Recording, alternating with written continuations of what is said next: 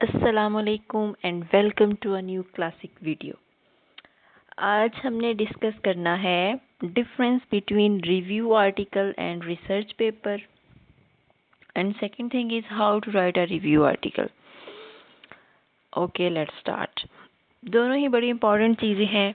सबसे पहले तो आपको ये पता होना चाहिए कि रिव्यू आर्टिकल में और रिसर्च पेपर के अंदर डिफरेंस क्या होता है, और दूसरी बात ये कि रिव्यू आर्टिकल को किस तरह से लिखा जाता है। अगर आपको ये पता चल जाएगा कि रिव्यू आर्टिकल होता क्या है तो फिर आप उसको इजीली राइट डाउन कर सकते हैं।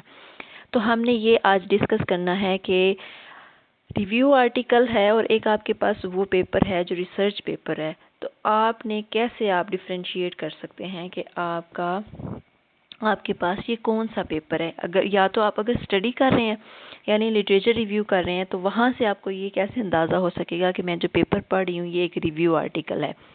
और क्योंकि आपको एक साइड पे पेपर मिलेंगे, तो अगर आपको कैसे पता चलेगा कि जो मैं पेपर पढ़ रही हूँ ये एक रिसर्च पेपर है। तो अगर आपको इन दोनों के दरमियान डिफरेंस पता होगा तो फिर आप डिफ्रेंशिएट कर सकेंगे कि हमारे पास मैं जो ये आर्टिकल पढ़ रही हूँ ये एक रिव्यू आर्टिकल है या फिर ये एक रिसर्च पेपर है।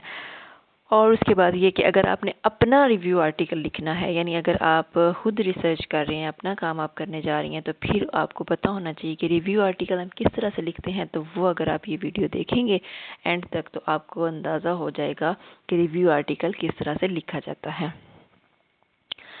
ओके जी, हम सबसे पहले डिस्कस कर लेते हैं इनके दरमियान जो फ़र्क है, यानी रिव्यू आर्टिकल में और रिसर्च पेपर के दरमियान जो फ़र्क है। सबसे पहले हम उसको डिस्कस करते हैं। First we discuss difference between review article and research paper. Review article और रिसर्च पेपर बड़ा ही सिंपल सा फ़र्क है, बड़ा ही इजीली आप इसको अंडरस्टैंड कर लेंगे।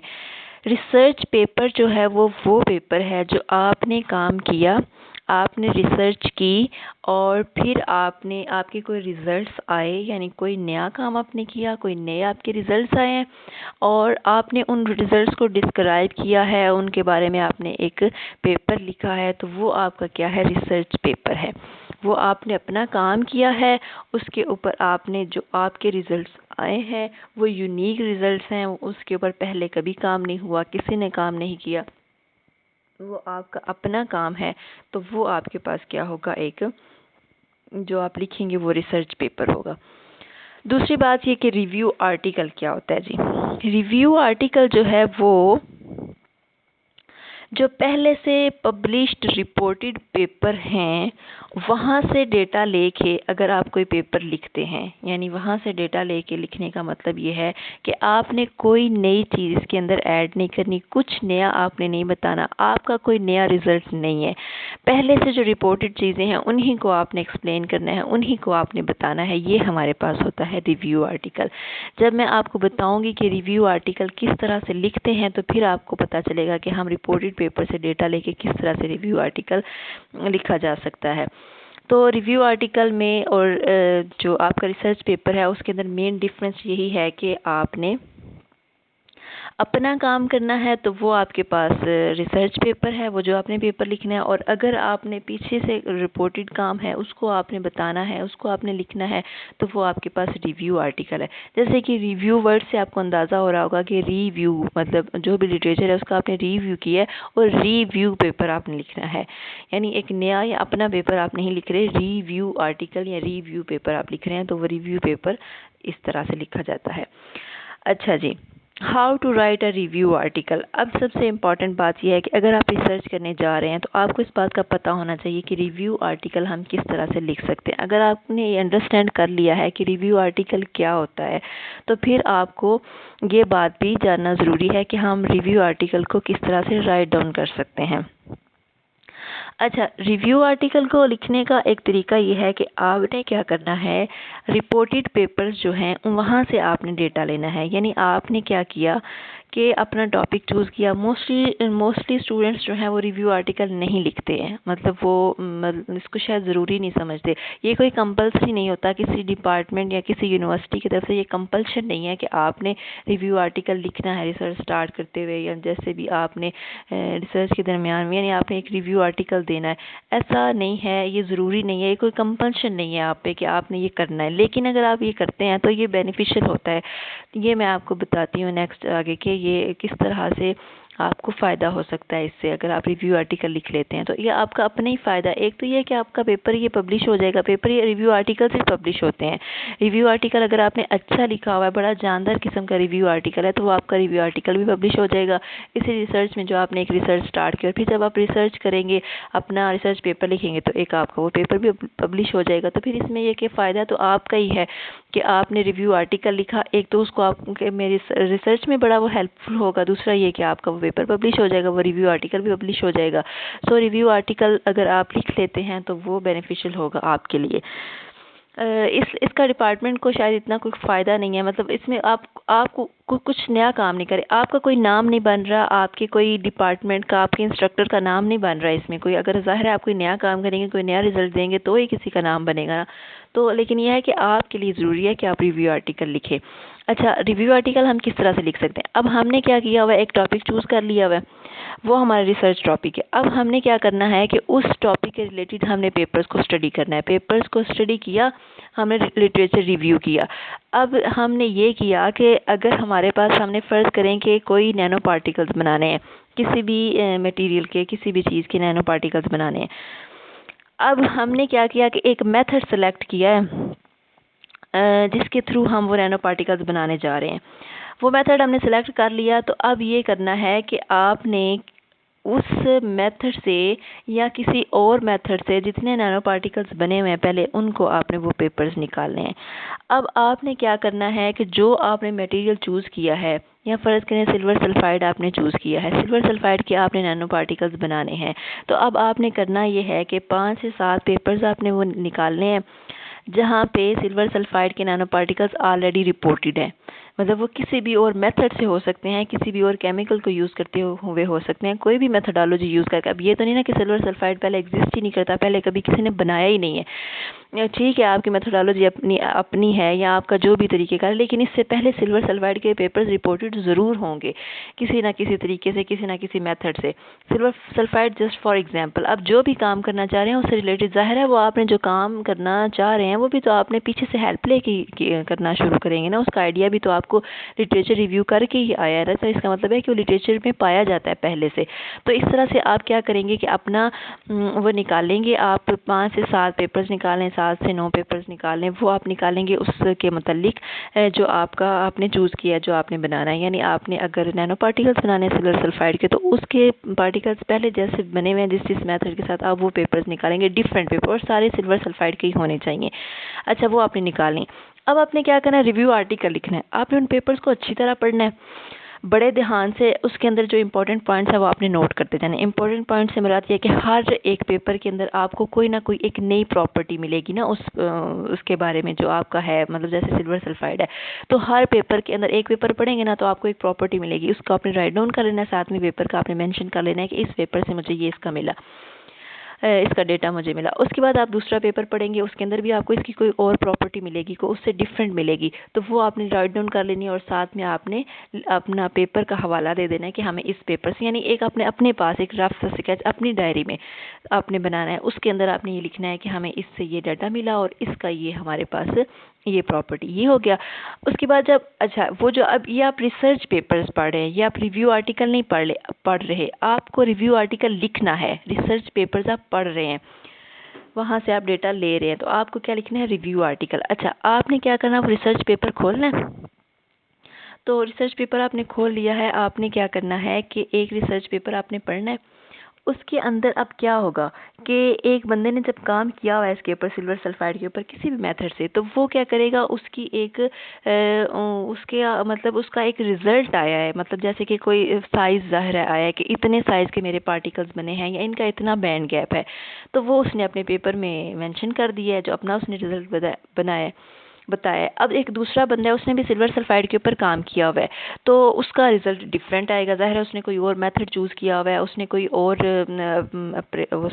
केमिकल यूज़ किया हुआ है, तो उसने किसी और तरीके से किया हुआ है, तो लेकिन बेशक पार्टिकल वही उसने बनाया है, लेकिन उसका जो साइज़ है वो डिफरेंट होगा उससे, क्योंकि उसने अपना रिजल्ट देना है। हर बंदे की रिसर्च तभी कंप्लीट होती है ना जब उसका एक नया काम होता है, एक नई चीज़ देता है वो, तो वो उसका एक अपना नया काम होगा, उसका अपना एक नया रिजल्ट है, तो वो उसका अपना एक नया अलग से साइज़ होगा। जो पहले से आपने पेपर देख चुके हैं आप, उससे उसका साइज़ मिलता नहीं होगा। उसके जो पार्टिकल्स हैं उनका साइज़ अलग होगा, उनके जो पार्टिकल्स हैं उनका बैंड गैप उससे डिफरेंट हो सकता है। सो आपके पास ये दूसरा रिजल्ट आ गया। इसी तरह से आप तीसरा पेपर पढ़ेंगे तो वो आपके पास तीसरा रिजल्ट आ जाएगा कि इस को यूज़ करते हुए, इस मेथडोलॉजी को यूज़ करते हुए या फिर इस मेथड को इस बंदे ने अडॉप्ट किया है, या इस केमिकल को यूज़ किया है, या इसने ये वाला वे इसने चूज़ किया, तो इसके पास इस पार्टिकल का ये साइज़ आया।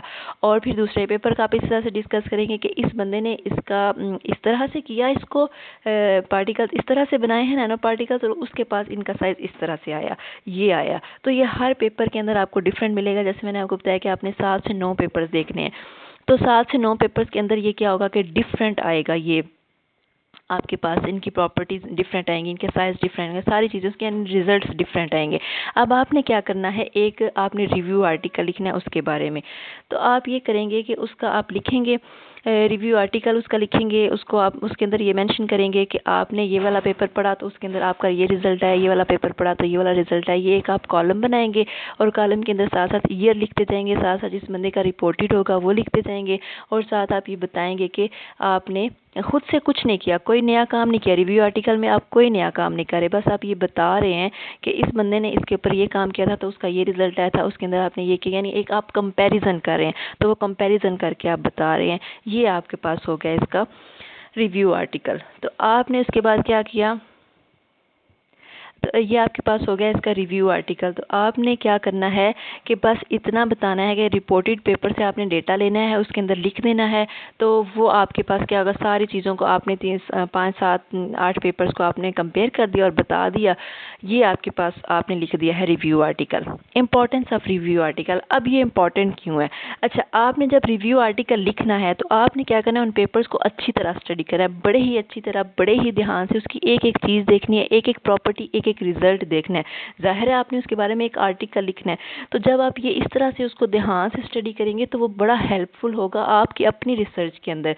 जो आप अपना काम, ज़ाहिर है आप भी तो उसी पार्टिकल के ऊपर काम करना चाह रहे हैं, तो जब आप इतना डीपली उसके ऊपर वर्क करेंगे, इतना डीपली उसको स्टडी करेंगे, तो ये बहुत ज़्यादा ज़रूरी होगा, बहुत ज़्यादा आपके लिए बेनिफिशियल होगा। आपके अपने काम में आगे जाके आपको बड़ी हेल्प देगा कि आप उसके बारे में इतना पीछे से स्टडी कर चुके हैं उस एक पार्टिकल के बारे में। फिर आपका डिफेंस होगा या आप अपना रिसर्च पेपर लिखेंगे तो आपको पता होगा कि पहले इसका ये साइज़ आ चुका है, ये इसका बैंड गैप, ये सारी चीज़ें आपके नॉलेज में होगी। इसलिए ये बड़ा इंपॉर्टेंट है कि आप रिव्यू आर्टिकल लिखें। उसके बाद है ये कि why it is important to write it before your research. अपनी रिसर्च से पहले इसको लिखना क्यों ज़रूरी? अच्छा, इसको हम डिस्कस करते हैं। ये बड़ा इंपॉर्टेंट पॉइंट है कि आपको आपने लिखना तो है, ये राइट डाउन करना है, लेकिन अपनी रिसर्च से पहले इसको राइट डाउन करना क्यों ज़रूरी है? रिसर्च से पहले राइट डाउन करना इसलिए ज़रूरी है, वही बात आ गई कि आप अगर इसको पहले राइट डाउन करेंगे, आप चीज़ों को पहले अंडरस्टैंड करेंगे, आप पॉइंट्स को पहले देख लेंगे, अपने एक एक पॉइंट को आपने नोट डाउन किया हुआ होगा, उस आपने जो भी आपने सिलेक्ट किया है कि पार्टिकल्स आपने बनाने हैं, ज़ाहिर है आप उसी पार्टिकल के मुतालिक पेपर्स पढ़ेंगे और उसी पार्टिकल्स के मुतालिक आप रिव्यू आर्टिकल लिखेंगे। जब आपने रिव्यू आर्टिकल लिखना है तो अगर आपको वो पब्लिश करवाना है तो आपको इतना जानदार आर्टिकल लिखना है कि वो पब्लिश हो सके। वो जस्ट ये नहीं है कि आपका टाइम पास है या आपने बस लिख दिया और उसको, मतलब वो फजूल नहीं, आप उसको पब्लिश करवाना है। जब आपने उसको पब्लिश करवाना है तो फिर आपने उसके ऊपर बड़ी मेहनत करनी है, यानी उसको हर पेपर को बड़ा अच्छे तरीके से डीपली पढ़ना है, बड़े उसके पॉइंट्स नोट करने हैं और बड़े अच्छे तरीके से आपने रिव्यू आर्टिकल लिखना है। और जब आपने पेपर इतने अच्छे तरीके से पढ़ लिए होंगे उसी एक पार्टिकल के मुतालिक जो आप भी बनाने जा रहे हैं, तो वो कहीं ना कहीं आपको बड़ा हेल्पफुल है। इसलिए ज़रूरी है कि आप अपनी रिसर्च स्टार्ट करने से पहले, जैसे उसके बारे में जानना बहुत ज़रूरी है ना किसी चीज़ के बारे में, तो इतना जानने के लिए ये ज़रूरी है कि आप पहले अपना माइंडसेट ये बनाएं कि हमने एक रिव्यू आर्टिकल लिखना है। उस रिव्यू आर्टिकल लिखने के लिए आप बड़ी मेहनत करेंगे, तो वो जो मेहनत है वो आपकी काम आएगी। अगर आप रिसर्च स्टार्ट करने से पहले रिव्यू आर्टिकल लिख लेते हैं ना, तो फिर आपको सारे इसके बारे में सारा उसकी बेसिक आपको पता चल जाएगा। जो भी आपका पार्टिकल है उसके बारे में सारी आपको इन्फॉर्मेशन हो जाएगी। तो थ्रू आउट अगर आप पहले अच्छे से स्टडी कर लेंगे ना, तो फिर सारी रिसर्च के दौरान आपको लिटरेचर रिव्यू नहीं करना पड़ेगा। वो एट द एंड आपको वही चीज़ें काम आएंगी। वो एंड टाइम तक वो आपको याद रहेगा। जब आपका फाइनल डिफेंस होगा रिसर्च का, तब तक वो आपको चीज़ें याद रहेंगी जो आपने लिटरेचर रिव्यू किया था अपना ये रिव्यू आर्टिकल लिखने के लिए। तो वो सारी चीज़ें आपने इतने अच्छे तरीके से पढ़ी होंगी, मतलब एक तरह से उनको याद करना ही हो गया कि हमने ये पेपर पढ़ा। तो ज़ाहिर है आप जब अपने पॉइंट नोट करते जाएंगे, फिर आप एक चीज़ को लिखेंगे, फिर आप उसको बार बार दोहराएंगे, आपकी नज़र से गुजरेगी, तो आपको वो चीज़ याद हो जाएगी। जैसे इस पेपर के अंदर रिपोर्टेड थी इसकी ये वाली प्रॉपर्टी, और इस जो है ना वो ऑथर ने लिखा था। तो इस तरह से वो आपको एक एक चीज़, यानी जब अगर फ़र्ज़ करें कोई भी बुक है, आप उसको बार बार पढ़ते हैं किसी चीज़ को, कोई स्टोरी, तो आपको वो पता चल जाता है कि इस बुक के अंदर इस पेज के ऊपर फलां जगह पे ये पाई जाती है, ये वाली स्टोरी है। तो इसी तरह से अगर रिसर्च कोई आप रिव्यू आर्टिकल लिखने के लिए कोई रिसर्च पेपर पढ़ रहे हैं, बड़े गौर से बड़े उसके पॉइंट नोट कर रहे हैं, तो आपको वो याद हो जाएगी चीज़ कि ये वाली इस पेपर के अंदर इसकी ये वाली प्रॉपर्टी रिपोर्टेड थी, या इस पेपर के अंदर इसका इतना साइज़ आया था। तो ये वाली चीज़ें फिर आपके लिए बड़ी हेल्पफुल होगी। बिल्कुल भी आपको किसी किस्म की कोई कन्फ्यूजन नहीं रहेगी। थ्रू आउट द रिसर्च आपको इसके बारे में बड़ी इससे मदद मिलती रहेगी, जो आपने पहले अपना रिव्यू आर्टिकल लिख चुका होगा अपनी पूरी रिसर्च के दौरान। तो इसलिए ये है कि रिव्यू आर्टिकल को बिफोर रिसर्च लिखना बहुत ज़रूरी है। और रिव्यू आर्टिकल को किस तरह से लिखा जाता है ये मैंने आपको बता दिया। आपने इसके अंदर कुछ नया नहीं करना, पहले से रिपोर्टेड चीज़ों को ही बस आपने यूज़ करना, लेकिन ध्यान से सोच समझ के पेपर्स को पढ़ के एक अच्छा सा रिव्यू आर्टिकल आप लिख सकते हैं अपने रिसर्च पेपर से पहले। रिसर्च पेपर तो आप तब लिखेंगे ना जब आप रिसर्च कंप्लीट कर चुके होंगे। तो ये एक डिफरेंस है कि रिव्यू आर्टिकल को रिसर्च स्टार्ट करने से पहले लिखा जा सकता है, जबकि रिसर्च पेपर को रिसर्च स्टार्ट करने से पहले नहीं लिखा जा सकता। और रिसर्च पेपर जो है उसको हम रिसर्च के एंड पे लिखते हैं, जब हम अपना काम कंप्लीट कर लेते हैं, क्योंकि उसके अंदर हमने अपने रिजल्ट्स लिखने होते हैं। और रिव्यू आर्टिकल के अंदर अपने रिजल्ट्स लिखना ज़रूरी नहीं है, ये बस हमने पीछे से लिटरेचर रिव्यू करके ही रिव्यू आर्टिकल को लिखना होता है। तो इसके मतलब अगर आपका कोई क्वेश्चन हो रिव्यू आर्टिकल के लिखने के बारे में, या फिर आप किसी टॉपिक का आप पूछना चाह रहे हैं कि हम किसके बारे में रिव्यू आर्टिकल लिख सकते हैं, या इसके अलावा अगर कोई पहले रिसर्च में है और वो किसी पॉइंट पे आके स्टक हो गया, उसको कोई हेल्प की ज़रूरत है, तो वो मुझे कमेंट सेक्शन में बता सकता है।